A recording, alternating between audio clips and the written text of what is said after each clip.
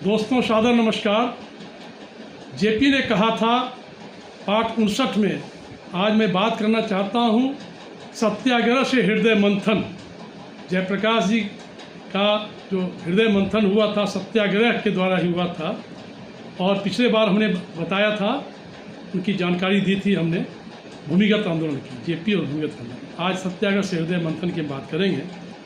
भारतीय स्वतंत्रता संग्राम में गांधी द्वारा अपनाए गए सत्याग्रह का एक अति विशिष्ट स्थान है।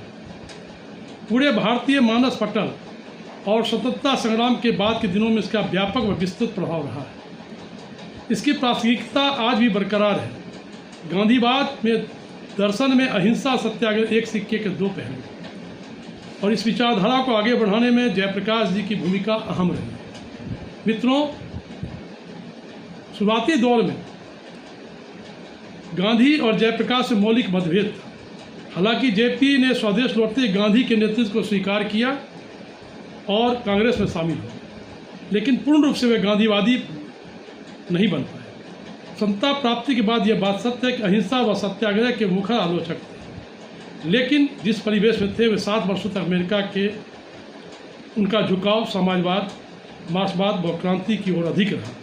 वे ब्रिटिश उपनिवेशवाद, समाजवाद व पूंजीवाद के सख्त विरोधी थे, लेकिन गांधी के संपर्क आने पर उनसे काफ़ी प्रभावित हुए और उनके बताए गए रास्ते सत्याग्रह को अपनाए। यह बदलाव धीरे धीरे हुआ। उनके मृत्यु उपरांत जेपी पूर्ण रूपेण गांधीवादी बने। 1929 के बीच जेपी ने अमेरिका के विभिन्न विश्वविद्यालयों में उच्चतर अध्ययन में अपना समय व्यतीत किया। इसी बीच उनमें मूलभूत परिवर्तन आए।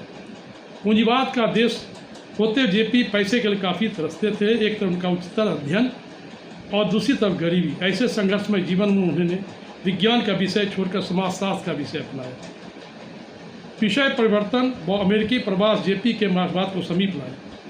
मार्क्सवाद की विचारधारा से इतना प्रभावित हुआ कि उन्होंने शोध का विषय से मिलता जुलता कल्चर वेरिएशन चुना, और उनके शोध पत्र की भूरी भूरी प्रशंसा की गई। उनके प्रोफेसर ने यहाँ तक अनुशंसा की कि जेपी द्वारा लिखा गया शोध पत्र सर्वोत्तम है और सही मायनों में विद्वान बनने की प्रक्रिया में। ऐसे वातावरण में जेपी की विचारधारा मार्क्सवाद, समाजवाद व क्रांति से ज़्यादा प्रभावित।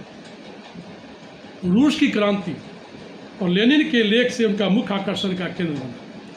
यही कारण है कि जेपी स्वदेश वापस आने पर गांधी के समीप रहते हुए उनकी विचारधारा को जल्दी नहीं समझ पाए। उनके सहयोगियों में Acharya Narendra Dev, doctor Ram Lohia, Ashok Mehta, Yusuf Meherally, S M. Joshi, N G. गोरे,